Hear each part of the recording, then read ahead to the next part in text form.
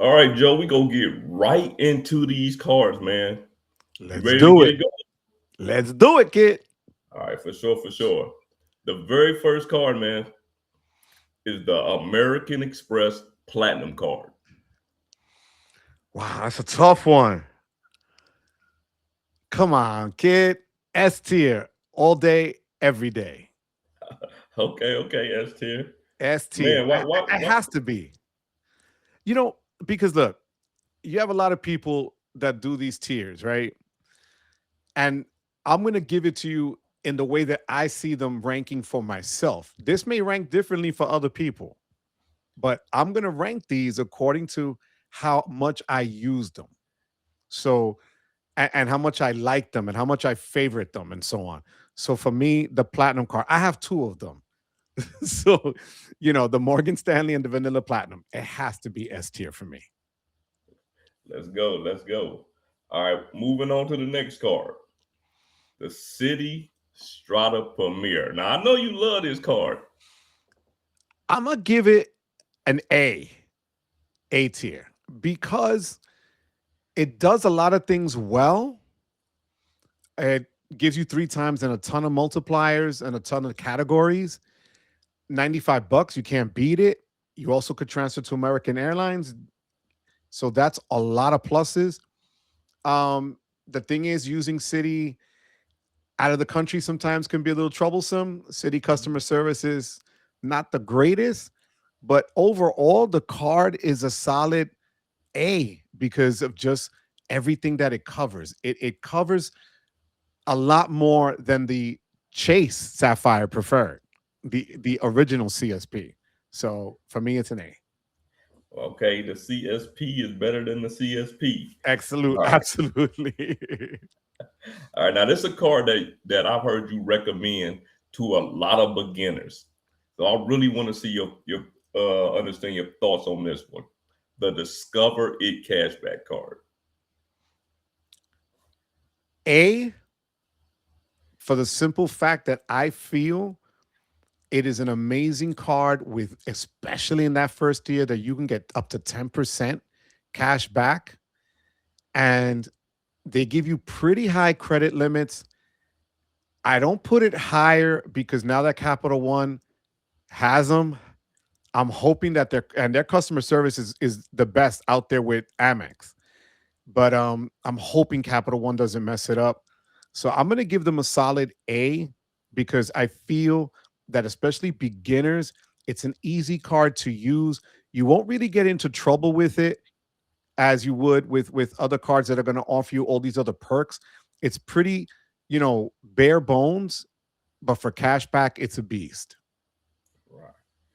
All right, we're gonna get into the other CSP, the Chase Sapphire Preferred.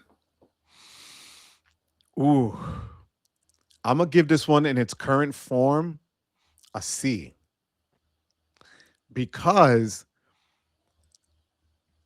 I went back to this card. I had the CSR. I went back to it a month ago, and the reason I did was because I felt the CSR wasn't.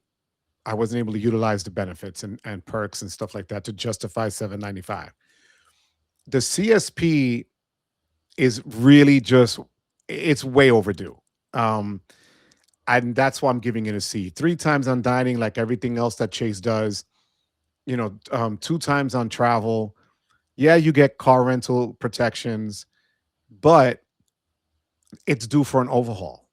And with that, I know it's going to come an increase in annual fee, but they got to do something because the gap is too large between that and the CSR. So I'm giving it a C, and I'm being kind giving it a C. I got you. All right, now the next card is a card that everybody could use. Everybody don't have this card, but majority of people could use it. It's the Amazon Prime card. That's an A card. I'm gonna be 100. Bro, everybody uses Amazon, right? And if you're using it and you're foolish to not have the card, especially when just up until just recently, the sign up was $250 instantly with no spend. And if you wait an extra day, you get 6% back instead of 5%. Sometimes they even give you 7%. You know, and now, like, I just got actually an email. I'm shocked that you're telling me this right now, because I got an email today that they're giving me until March 5% cash back, if I use it on groceries, gas, EV charging, and so on. So to add that onto the Prime Visa, that's an A card all day, every day. I gotta go look for that email. I literally got it today, Sledge. Yep. All right. Now this is probably the card that introduced me to the 524 rule. Every time I looked at a video, somebody was talking about the 524 rule. And this is the Chase Freedom Unlimited card.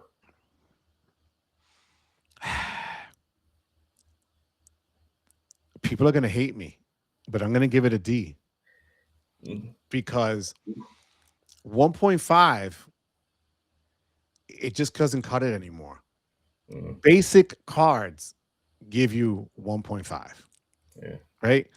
And they're really pushing that card now because the Flex will undergo some changes eventually, because it's the only MasterCard in their lineup that way of Yeah. Chase branded cards. Right. And the Unlimited just doesn't move the needle. What does, again, three times dining, great, whatever. But 1.5 for everything else. The Blue Business Plus card from Amex kills it. Wells Fargo Active Cash, Wells Fargo Autograph, kill it. So, the reason that card exists is just, honestly, to me, it's for people that are new to the credit card game and can't decide whether a category card like the Flex or a flat out 1.5 cashback card like the Unlimited. That's it. Let's go. All right, we go jump back into American Express with the American Express Gold card.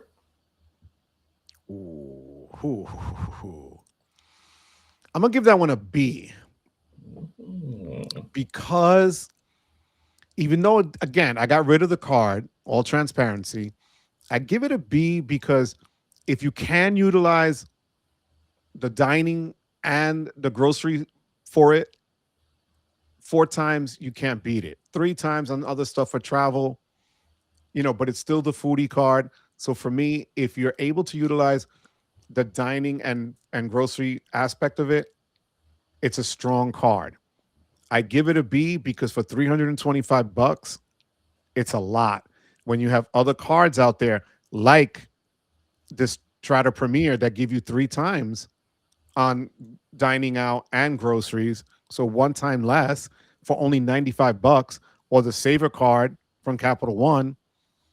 You have to really be in Amex's ecosystem to love it that much, and love the $50 Resi credit and love the $7 Dunkin' Donut credit and things of that nature.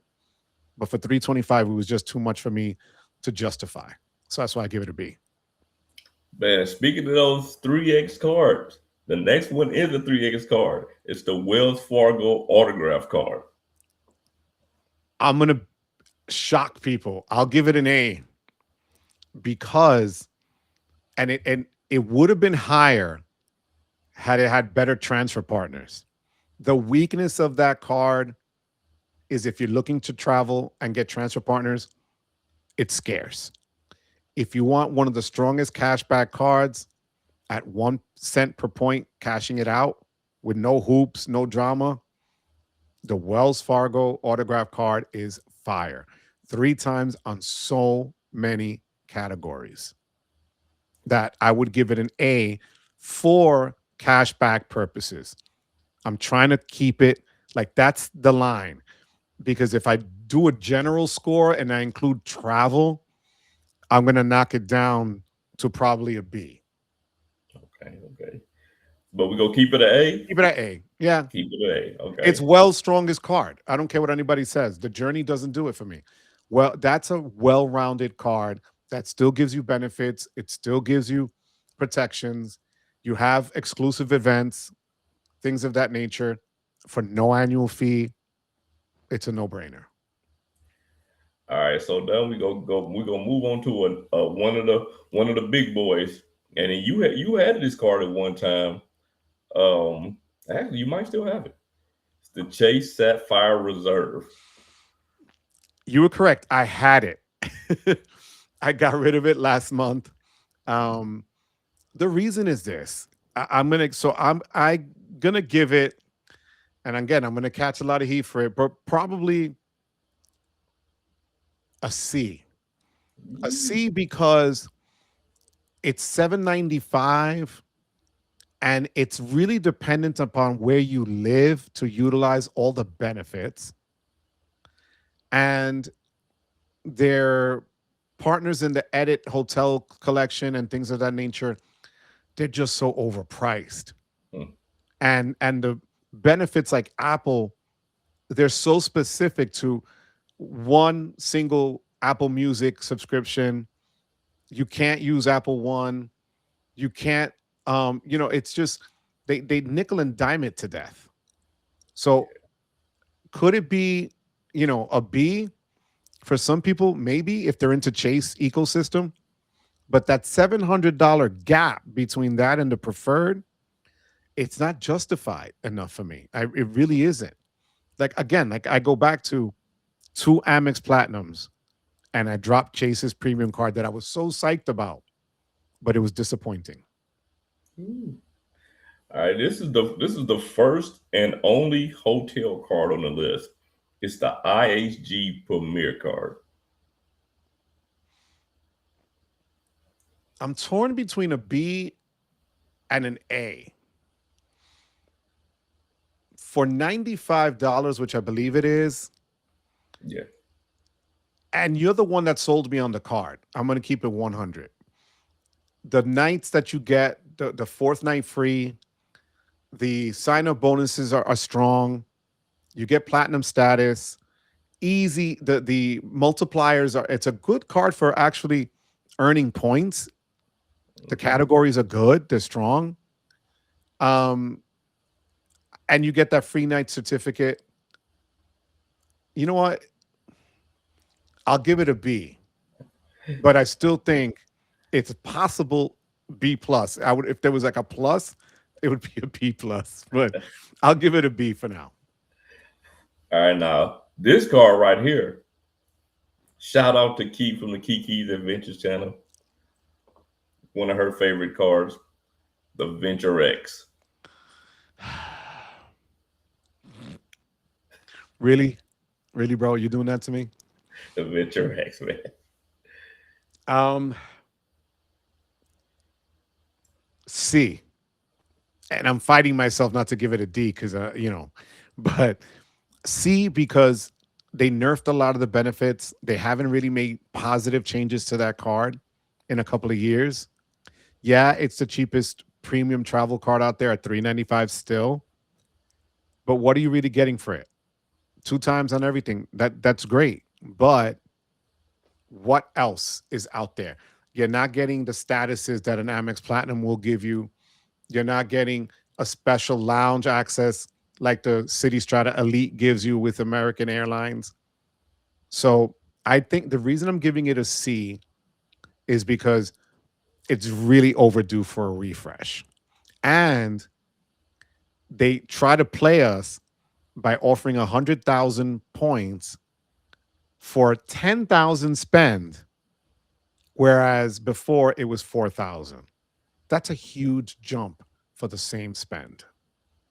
That's a huge jump. Now the last card is the only airline card on the list, and I know this is one of your favorite cards, but I'm interested to see where you rank it. It's the United Club card. I'm going to give it an A. And again, this is my personal stuff. Other people might say, no, no, it's a C or a B or whatever. A for me, I live in a United hub for Newark. I use United all the time. Unlimited lounge access for six. Now it's expensive at 695, but it also gives you IHG Platinum status that comes with it. You get a lot of protections and you get great multipliers on flights for United. It has a lot built into it and more than anything else, getting through, you have your own security lines in wherever there's a hub for United. You also get your priority baggage, where they tag your bags when you're throwing them through and you get them out first as well. So for me, that's why I really value this card, because I use it. Again, it may not be for everybody. The other plus is this, and this one flies under the radar. With Chase Pay Yourself Back, instead of $6.95, if you use your points for the card, you're only paying, like, I still was grandfathered under the 550 version. I only used 37,000 miles to pay off a 550 bill. So if you think about it, I saved a lot of money just for that, because of the way they value their points. So that's another perk that kind of flies under the radar for that card. The only show where greatness ranks S tier.